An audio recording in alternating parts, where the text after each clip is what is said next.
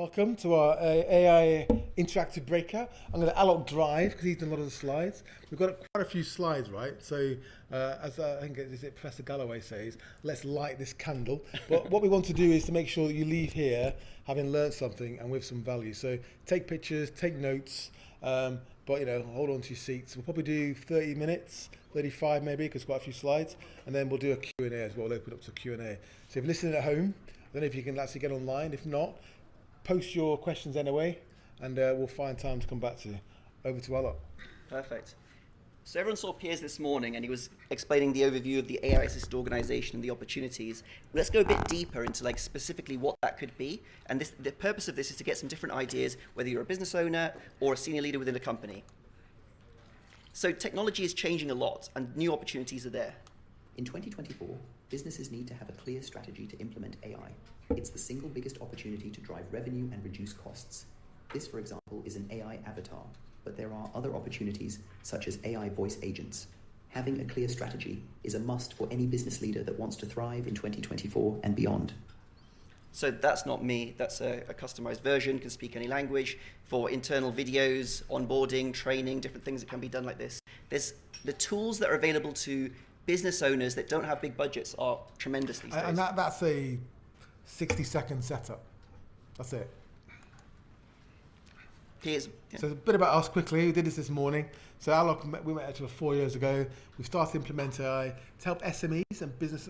Some of our clients are quite big, like 400, 500 million in revenue, to implement AI. So we don't talk about consumer stuff. It's AI for business. How do you sort of see through that fog? Where do you start, and how do you start making a difference? We've got quite a lot of resources, so if you're interested in different white papers, different toolkits, even on demand, going deep into different subjects, you can access our resource center for free, and you can download all the different ones. And as I say, the QR code is there. You can get all the different information to kind of go from there, because we can't cover everything, but we do want to give you actionable insights that you can kind of follow up with. So we've got two main white papers. One is the AI-assisted organization. That's our main foundational framework. How do you go from zero, autonomous cars, manual car with a steering wheel, all the way through to fully autonomous? It's the same in business. And the other white paper is about augmenting yourself and your workforce with AI agents to make them more productive, increase their capacity. I always think the best way to understand AI is to experience AI. So for example, if you want to actually have a call with our AI assistant, we'll ask you questions about your business, help you identify different opportunities in your business about how you could implement AI, and we'll also send you a report by WhatsApp immediately afterwards. Go for it. You can have a little go on that. We are doing some upgrades on this to make it multilingual and even faster. But I always think you have to experiment, you have to try things, you have to do things yourself, basically. And we have got a podcast as well. So let's crack on. You already covered. So I covered this morning, really, but yep. Really, if you foresaw that, we're in this AI-assisted era. So this is where you have to really get on board, because an AI-first world is coming, and humans don't understand exponential growth. And we don't understand it because it's at a pace that we can't understand. So you need to get on the curve, because if you don't, you're going to be left behind, and catch-up's very, very hard. That's what that slide is designed to say, really. And if you, just to kind of map where we are in the world to the curve, every day, every week, there are new capabilities where something is even more powerful. So we are in that elevator, as we talked about along there. The big companies have got different opportunities that they're looking at. So I don't know if you saw the news at Klarna.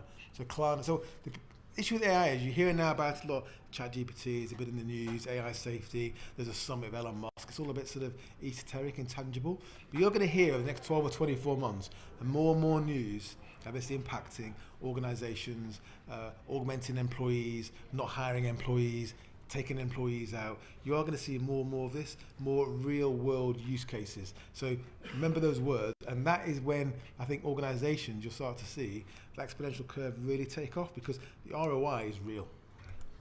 So right now, text, images, numbers, audio, video, generative AI, which is the focus of this presentation, the AI's ability to create it, manipulate it, exceeds humans.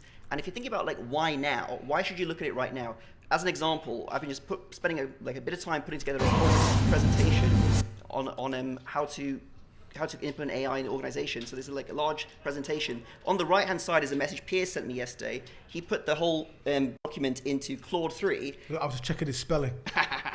I have a tendency to like miss off the its and stuff like that sometimes in places, but it gave it very succinct, like this is like a 45-page document, what things to change for a specific area. And it's not just the spelling, it's also some grammatical areas. So the ability to like, proof things, do things much faster is much more efficient.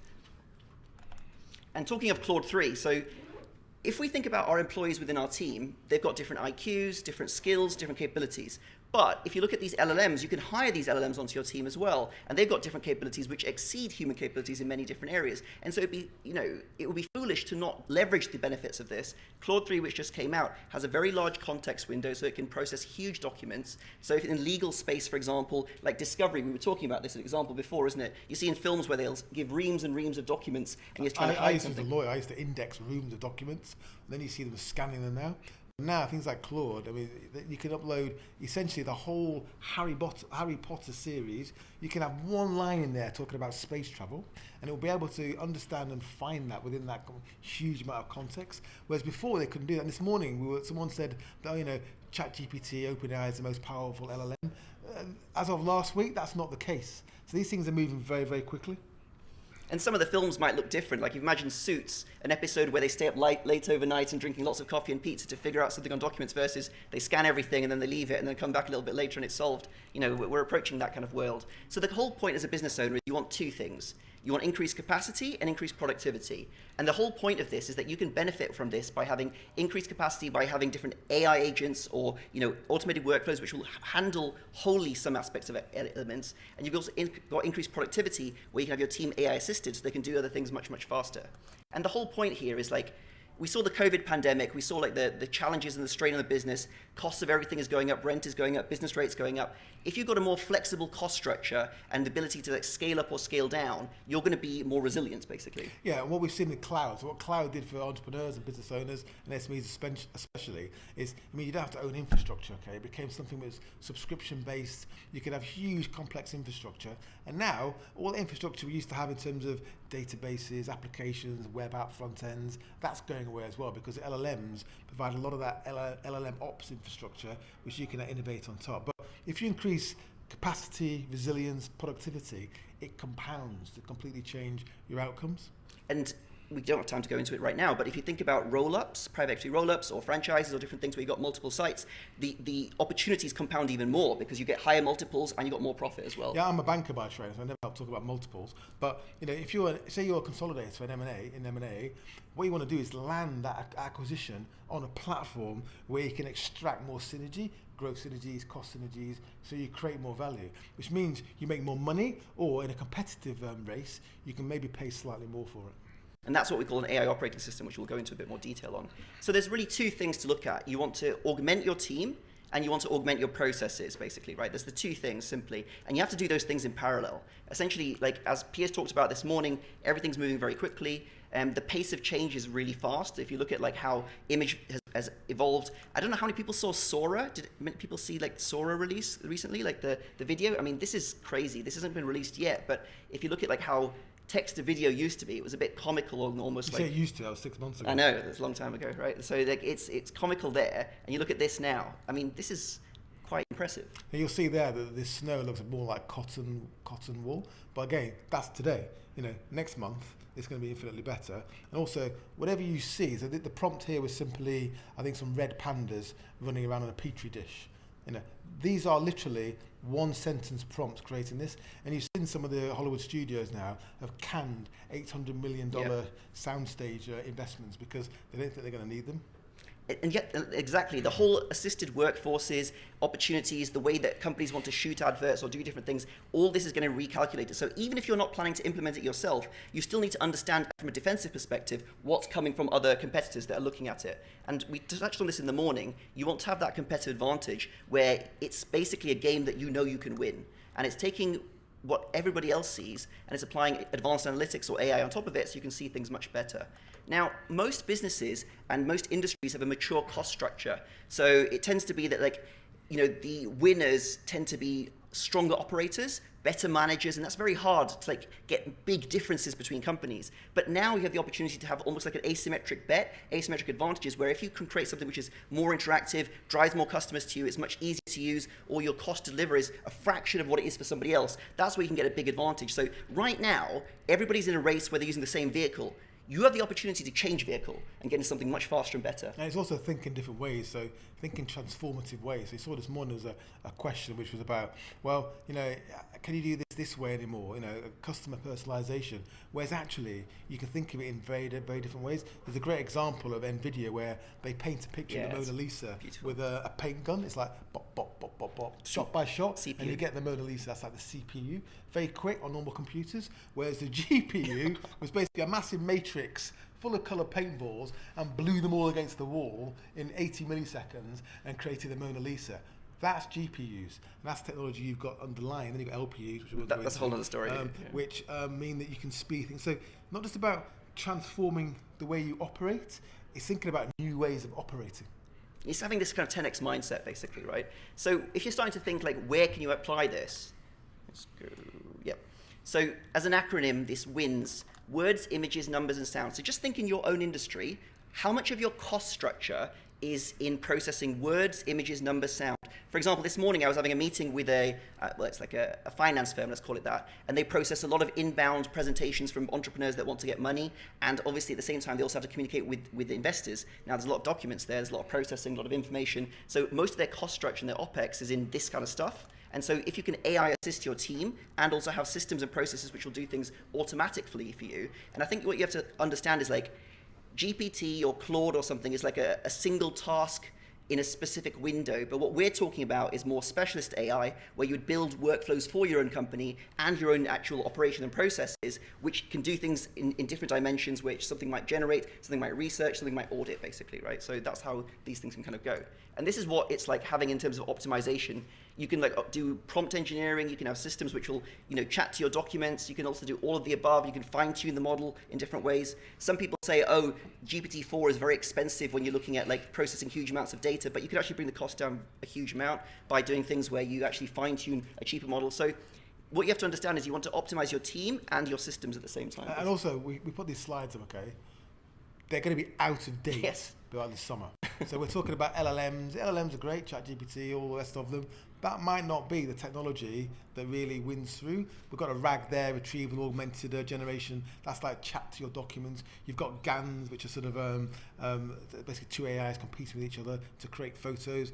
All this tech is very, very powerful, but it might be iPhone 2 compared to 15. So remember that. But the key thing to understand here is that like if you start digitizing and AI assisting your workflows, you can swap out whatever model you want underneath it, right? You're not locked into anything. It's not like hardware where you can like install a whole load of machines or something like this. So the key thing is starting, and then you can progress from there. So the three big ideas why you become AI assisted: you've got the power of your AI operating system. So we'll touch a little bit on that, where you can decrease operational cost, increase operational speed, and also increase capacity. And then what's quite an exciting area that we like to focus on with many people is discover your AI advantage. What can you do? Like I was literally had this conversation this morning. I said, if you could do X, and then other people in your industry cannot do that, you know, for a window of 6 months or 9 months, how much further ahead can you get? And we were talking with like non-technical businesses, like non-technology businesses, are some of the best businesses. Like for example, I can't go into too much specifics, but like things which deal with buildings and people that are like homeware, for example, yeah. So anyway, so like vision capabilities to help them actually like plan and upsell and service more offerings. There's so many things you can do in a very interesting way, and also chatting to your data and unlocking data insights. I'll show some examples on that, because there's so many opportunities if you know who's going to churn, who needs to be reactivated, which customers are ascending to the highest products and services based on different elements as well, basically. And also, don't forget, is a lot of the software as a service model that we're all used to is you have an issue and you go and try and find a software as a service that enables you to solve that problem. Now, you are buying a product that's going after the biggest TAM, the addressable market, okay? So in a bell curve, they want to hit the middle. So if you're an outlier, a use case, you want to do things differently, let's face it, soon everyone's going to have AI access to it. So it's like having spell check. How are you going to differentiate? So what it means is you can now create your own software, be able to talk to technology using natural language quite soon, to create your own software without developers that lets you run your business and operate and serve your customers in the way that you want to, not in the way some large SaaS companies telling you to. That's the difference between what we call general AI and generalist AI and specialist AI. Generalist AI will be something built into Canva or some tool that you're already using. Specialist AI will be a system that you'll have built within your own company for your own purposes and do different things with your secret sauce the way you want to do it. And you can constantly evolve it. Exactly, with your own data. Swap the model out, change the way it operates, change the prompt. You will constantly. It's not going to be a project with an end. It's just like your team, right? You're always training your team, right? So you'd also want to train your AI systems. There is the whole spectrum, as we talked about before, going from no AI to AI assisted to AI driven. Let's just keep going in a bit more detail. So the whole point here. Go back to that one. Okay. There. It's a quick one on this one. So that chart on the right, there's too much detail to go through now, but essentially you move from your old infrastructure to ChatGPT, to a specialist AI, to a fine-tuned one, to something which is designed for you, an AI agent. And as you move out, you have more autonomy, but you also have more profit. That's the key to this at the end of the day. You're trying to generate higher margins, higher returns with less risk, with a competitive advantage, so your business essentially is worth more. You see that line where it says fine-tuned AI? Right now in your business, you have fine-tuned humans. They were generous humans before, but they became fine-tuned when you train them in the way you want to do things, your culture, your systems, the way you want to do things, right? The same thing you can actually do is like to leverage all that knowledge, for example, from all recorded meetings, even from lots of phone calls, meetings that they have with customers. You can record all that knowledge and use that to fine-tune and customize your own AI systems, which will then be able to support them much, much more effectively, basically. What slide are we on? We'll keep going. I'm getting there. Okay. So the whole point here is that you want to decrease your operational cost, increase your operational speed, and increase your business capacity, right? They're the kind of like three main areas. And this AI operating system concept, I can't drum on it enough. You talked about the E-myth, which was obviously like, using McDonald's as the franchise prototype, and you have systems for your team, and the system is a person, and maybe there's some automation of technology. But with this sort of concept, you can actually have like parts of departments actually run by AI. Like we had a call last week with a department where they actually literally have 8 people just answering the phone. It's a recruitment company, and they're basically answering the phone from people that work in construction, and they're saying, hey, I am a builder, and I'm available for 2 weeks in Morecambe on August or whatever like this. And they're literally just answering the phone and filling up forms. So AI can do that much more effectively, much more accurately. So then those people could be reallocated to something else. So if you've got the opportunity to be, more interactive, have higher speed, higher capacity, you can do lots of interesting things. So let's look at some examples of what that could look like, okay? So here's an example where you could have AI on your website. So right now, many websites might have lots of information. We were at a Microsoft event the other day, and they were showing how, what's it called, ASOS, yeah. They've got like an AI stylist, which you can ask questions that I've got a birthday party, I've got this, I've got that, and it'll help you recommend different items that you could go with. But you could reimagine your own service in different ways. Let's look at an example. Ali from Implement AI. I'm an AI specialist here to help you discover the best opportunities to implement artificial intelligence in your business. Can you tell me your name first? Yeah, it's Peter. My acting's really bad. Great. It's nice to meet you, Peter. Peter, please can you confirm your company name? Yeah, it's ABC Bathrooms and Interiors. ABC Bathrooms and Interiors sounds great. Could you tell me a little about what your company does? Yeah, we help people basically discover a new option for their bathroom or their interior, so interior fit-out services. That's fantastic, Peter. Are you looking to use artificial intelligence? Just to pause that. Yeah, so I think the days, right, within 24 months of humans answering phones, customer service, first line support are done. They're over. Now, that model there, we built that probably 2 months ago. Yeah. Already, we've got a new model where there's no pause at all. I was hassling them this morning. It can even start to interrupt into when you're talking. Because what's happening is, and believe it or not, what's happening is, it used to be like a walkie-talkie. They talk, you talk, they talk, you talk. Now it's a stream. So it can understand if you're going off track and can bring you back on. Now, that is just one example of, if you think about the amount of cost that goes into call centers, customer service, where you can train that AI instantaneously in any new product development. Like if you're a garden center, you can just talk and say, what's your goals, what you're trying to do, how's it working? Then it can just show you the pages, show you a whole, examples of how you could work with different stuff. Even, customer support afterwards, customer success, you've just bought this system, or you want to redo your bathroom. Okay, great. So you want to redo your bathroom. Can you send me some photos of it and go into more detail? You could take photos of your bathroom, talk to the AI, send them off, and it will already immediately send you back renders. We have one in healthcare where as soon as you finish the call, you get a WhatsApp with a PDF and an email with a breakdown of your sort of health report immediately. So when you focus on AI implementation, think about revenue growth. Okay, that's the good first place to start. Think of what's the key metric in your business you want to go up, and then just focus pointedly on a system or a capability that will help you get into that area, basically. And the key thing here is which opportunities to unlock. More prospect flow, higher conversions, more capacity. And what's quite interesting as well is when you start using AI in different systems, you can unlock different things that maybe you want your humans to do because you've trained them to do it, but for whatever reason, they just don't do those things. So let's look at a different example. So this is the real me. So how often do we try and call a place, but we're waiting online for a long time, or we can't get through very easily, or even the person probably doesn't yet have the answer we want? What about AI? Could AI help with that? Let's have a little look. So just calling from a phone. Hi there. This is Ali from Implement AI. Let's role play to show the power of real-time voice. It's up to you, but for example, I could be a support agent or take a drive-through food order. Let's go. How may I help you? Okay, I'd like to order a new garden system, basically like a hose pipe and all the areas to help look after my garden. Hi there. That sounds like a great idea. To better assist you, could you please provide me with some more details? Are you looking for a specific type of hose pipe or any other specific garden tools or accessories? Yeah, I want a 20-meter hose pipe, and I also want to make sure I've got the adapter to go to a normal tap. Great. A 20-meter hose pipe and a tap adapter. Let me check our inventory for you. I have a high-quality 20-meter hose pipe available that is durable and kink-resistant. It comes with a universal tap adapter that should fit most That standard sounds taps. great.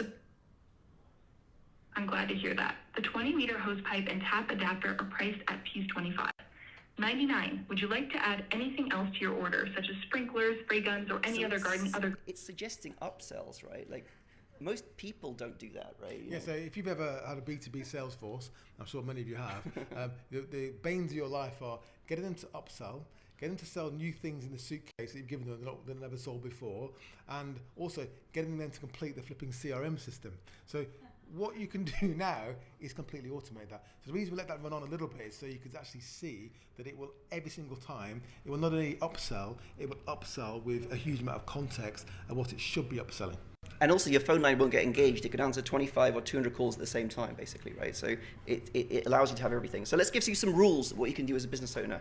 Rule number 1, record everything, right? Everything you have in your business is a source of potential opportunity to leverage. So you want to start recording everything so you can gain insights from it. Because you can't start getting a return on your data if you don't have any data, basically, right? So, and we mean everything. Yeah. Phone calls, meetings, when you're sitting in a room or with your colleagues, just shooting the breeze with ideas, record it. And then you can then analyze it later in ways that you've never been able to before. I do it a lot with lectures. When I go to a lecture, I can use some of the AI tools and record that, get some insights and different things from it. Let's look at an example. So we've seen so far customer-facing ones.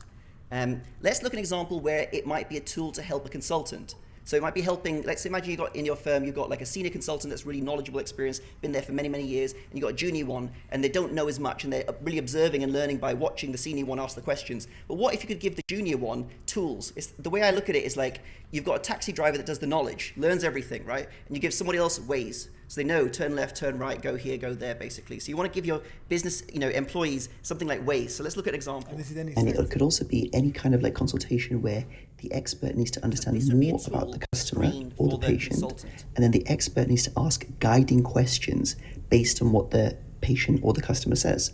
So let's have a look at a medical example so we can see how it might work in a more complex way. So what we're going to do here is we're going to clear it, and let's start recording.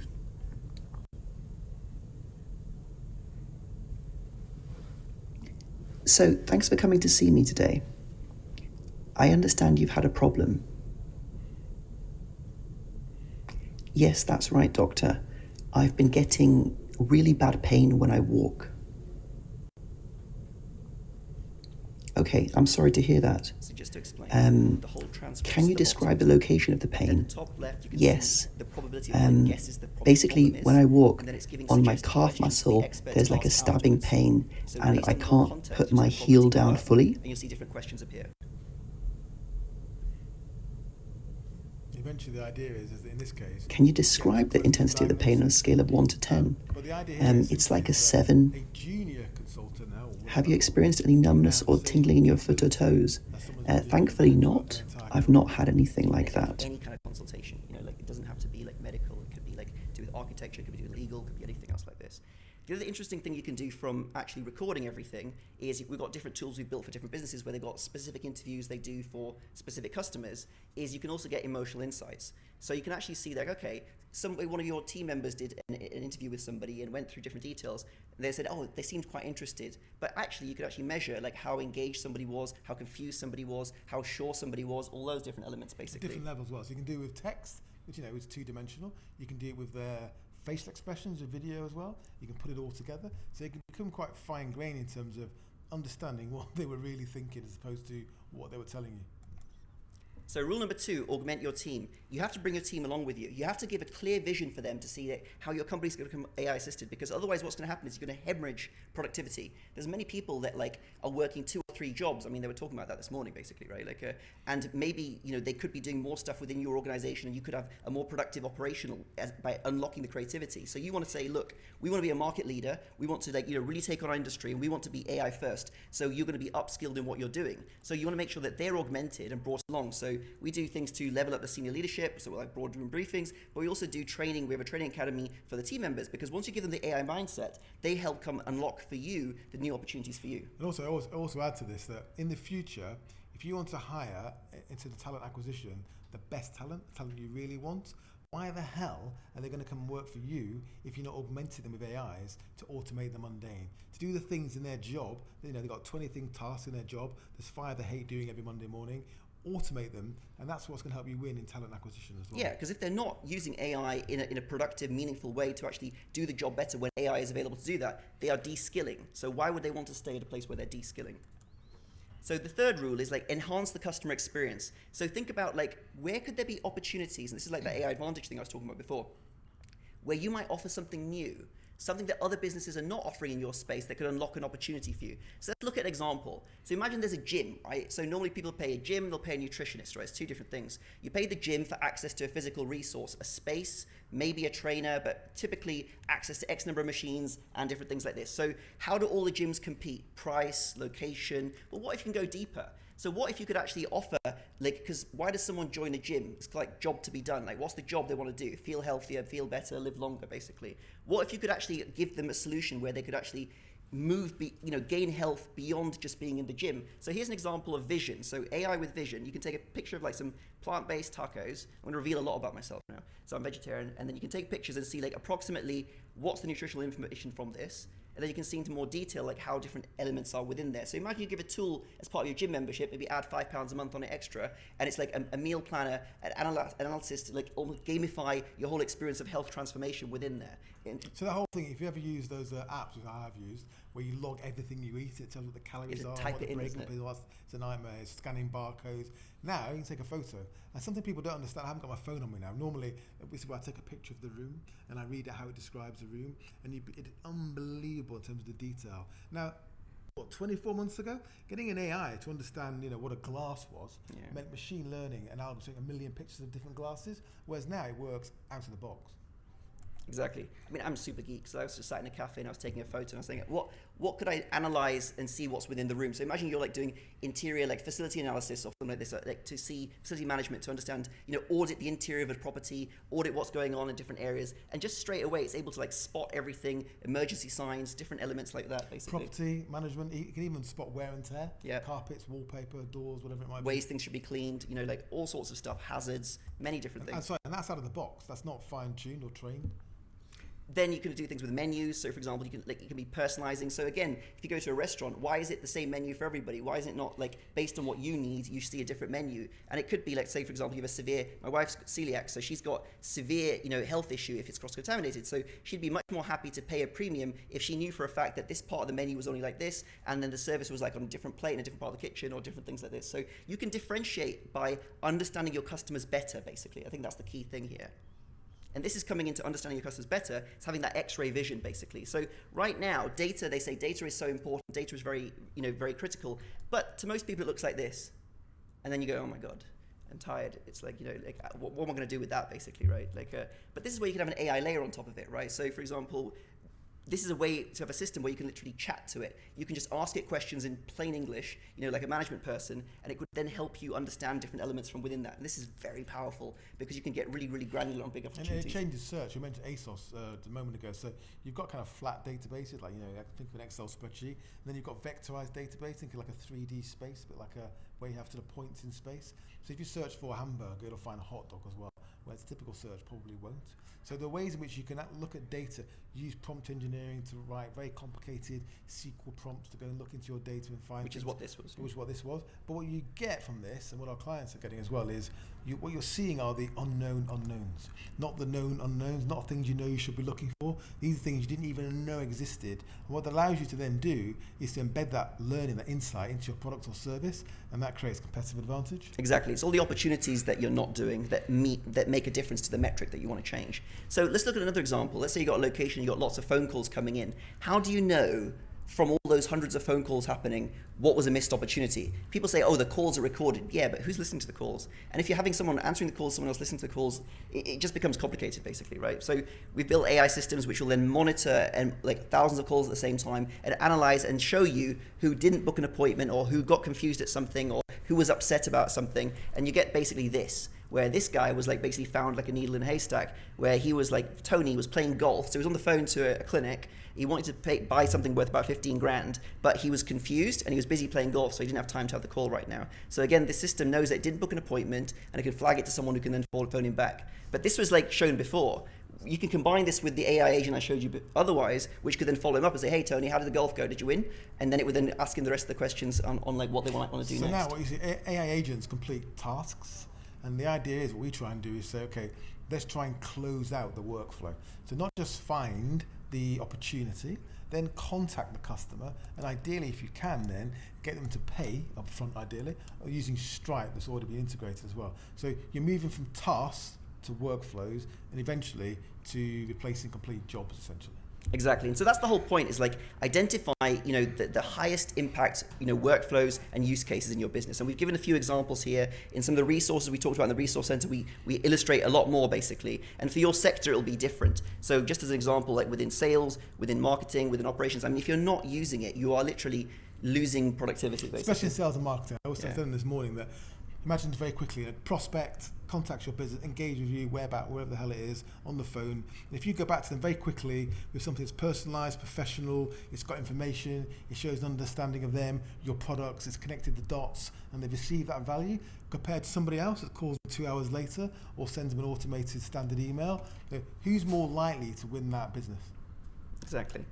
So the whole point is start using it, start experimenting yourself. One of the first places could be management meetings for yourselves, using an AI note taker, using it for reporting, using it for training, social marketing, also authority marketing, creating white papers in different areas, creating interactive marketing pieces, because PDFs are a little bit boring. It could be spoken, it could be audio. There's so many different things you can do, basically. So the key thing here is having no plan is a bad plan, basically, right? You want to make sure you've actually got a plan. Won't go through all that slide, too many bullets there. But the gist of it is, as Aalok says, is you have to start understanding this, because it can be, to people, quite complicated. In any new innovation, you've got fear, uncertainty, doubt. Does it impact your jobs? Does it impact your colleagues? But it's going to augment them for the foreseeable future and make jobs more interesting, more meaningful, and allow you to make more money out of business, more margin, and improve your engagement with your customers, your customer satisfaction. But you need to start learning sort of immediately. So we've got different programs, we've got AI Activate, which is a 60-day sprint. So we work with the companies to help them literally start. So it's engaging the senior leadership team, engaging the operational team, and at the same time we'll work to help develop, a proof of concept, so a high impact workflow for you, basically. And Piers likes boats. This is the final slide, is it? Yeah. I had a boat, usual boat story. Best days were buying it, the day you sold it. This is a slightly bigger boat. And the point here is this, right? And remember this. There's a ship in the harbour, okay? And right now, that ship's going to start leaving the harbour. And unlike cloud or digital transformation or understanding blockchain, you can't come back to it in 5 or 10 years. Once that ship leaves the harbour, and you can see the millions of people there waiting to get on it, if you can't make the leap, you can today. Once that gap's too big, that ship is not coming back. And the issue for us is both in terms of individuals, businesses and eventually society is the people left on the harbour are staying there. So our advice is, in an exponential world, implement AI before your competition does. I'm thinking of Noah's Ark for some reason, but we'll just move on. That's a whole different story. So we're going to do Q&A now. We've got 11 minutes left. There's a lot of information there. We do apologise. We'd like to get it out there so you can take pictures and think about it. But feel free to ask us anything about any of that or any other AI-related issues. There you go. And we'll let the mic get to you. So tell us, stand up, tell us who you are, what you do, and then ask Hi, questions. my name is Alex, and I have a business where we teach non-native English-speaking doctors and nurses to pass an English exam. It's called Swoosh English. It was just a quick one. Can we have access to the slides? Yes, I think there's a good recordings will be on there. Oh, brilliant. Okay, cool. So what do you do again? Just say that again. Yeah, we teach non-native English-speaking doctors and nurses to pass an English exam so they can work in the NHS and have you America. used AI at all for that, given the translation, knowledge, access? I mean, we're only using ChatGPT right now, but it's definitely... Not the speech or for pronunciation, enunciation. There's a lot of ways we could use AI for the doctors and nurses have to do role plays, so things like that. I mean, it's absolutely perfect I mean, for you us. can use that for the translation, for the enunciation, avatar role plays, endless use cases. I've seen some really nice ones, like not for your specific use case, but where it's helping people adopt like a native accent, basically, right? So and also like that feedback loop of like you saw when I was talking on the other AI and my words were appearing there, right? Like so you can also see phonetically like how well you're pronouncing certain words. So you get in that feedback loop of like speaking and seeing is it understanding what it is, and that can help build the confidence and clarity much faster, basically. So again, your business. I'm going to because you've asked the question. So your business, if you think about it, what I said earlier, if you imagine that your clients, customers, whatever you call them, they engage with you and you see the value add, we've just literally scraped the surface of there, where they're more likely to go. Are they going to stay with you? Or are they going to go to a competitor doing it the old-fashioned way? Or you could make a tool which is like one step out to engage a massive number of people on that journey, and then from that, then they're naturally going to come into you. So that's like something you can kind of think about, basically. Yeah, I mean, we do both B2B and B2C. We've been operating for over 10 years, so I'm not seeing anyone do that. And obviously, English is about reading, writing, listening, speaking. They have to write referral letters as part of the exam. So the big expense that we've got right now is we have to pay the teachers to mark their writing on their grammar, their vocabulary, and all those things. It'd be amazing to see how we could implement. Or even being trained on tools and how to leave do your it. card at the back. But you are. It's a perfect example of the kind of business where, and your competition. This is what we always say: is that people aren't doing this because they're slightly fearful of it. They're using ChatGPT, and sometimes they think, well, it's kind of good at this, but it's not very good at that. But like we always say, AI today is the worst it's ever going to be. Tomorrow it's better. Next week, I mean, we have a podcast, right? And our job is to try and this podcast keep up with the news every week, and we struggle. And I don't mean news kind of like a little bit change there. Sometimes it's fundamental week-on-week change that you can actually implement in your business. Now, the challenge is in all of you is don't get lost in trying to keep evolving all the time. Just do something, implement it, leave it for a period of time, watch the tech, and there'll be a point where you think, actually, it's worth updating it now, and then you update it and keep going. But the referral letter thing you said is an interesting example. I was just thinking of my mum, for example. So she speaks English fluently, but she's not very good at writing, and she sometimes doesn't want to write in different ways. Now she just dictates into GPT. It'll help her rewrite in the way that she wants to have it, so she can have letters created in different things in different formats, but it's still her tone of voice and the way she wants it, basically. Yeah. No, there's huge opportunities in this space. I mean, and no one's doing the other side of the coin is, imagine you don't do it and the competition does. Yeah. Absolutely. Cool.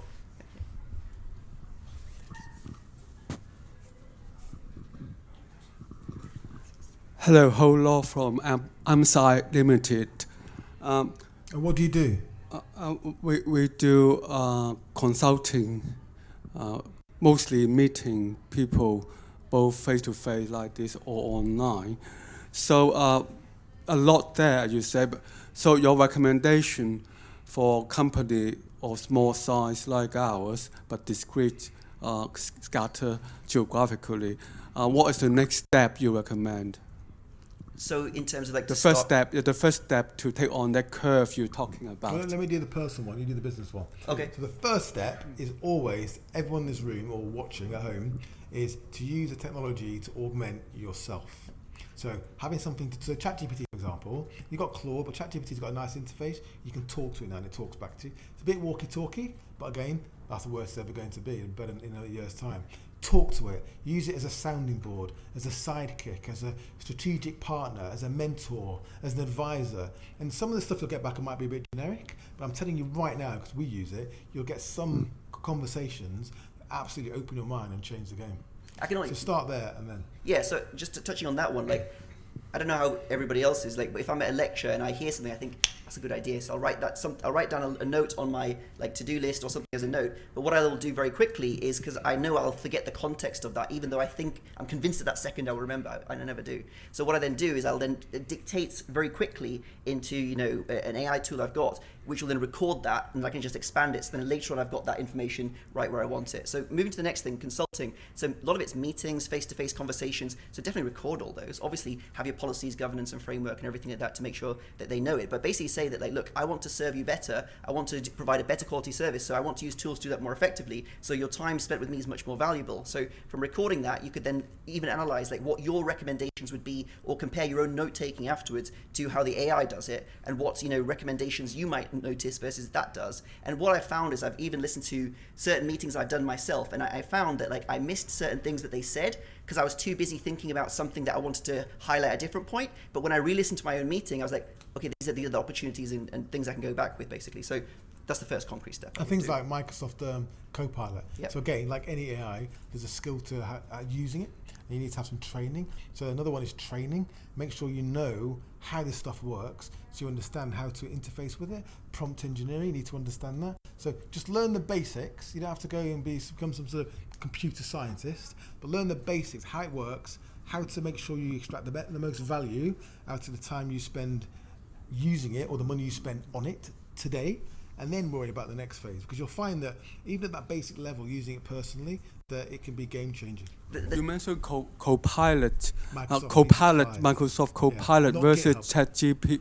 Yeah, so which one's better? Well, different for different things. Do you want a screwdriver or do you want a drill? Like, you know what you want to do, basically. Microsoft 365 Copilot, the API is essentially using what kind of is ChatGPT. It's the same large language model, but they've kind of built in a way in which all the permissions work. Only people who should see things that they should be seeing if it's set up correctly. But essentially, what it's doing is it's taken away the issue of writer's block. Whether it's an email, a document, a presentation, it's helping you. And basically, like, this, it starts by using it, but then you can have it customized and built out more to your company's use case as the foundation of your AI operating system, basically. Can you go here? Yeah. Hi. Wait for the mic. For the listeners at home. Thanks very much. Hi, my name's Chris Purcell. I'm a filmmaker, and I'm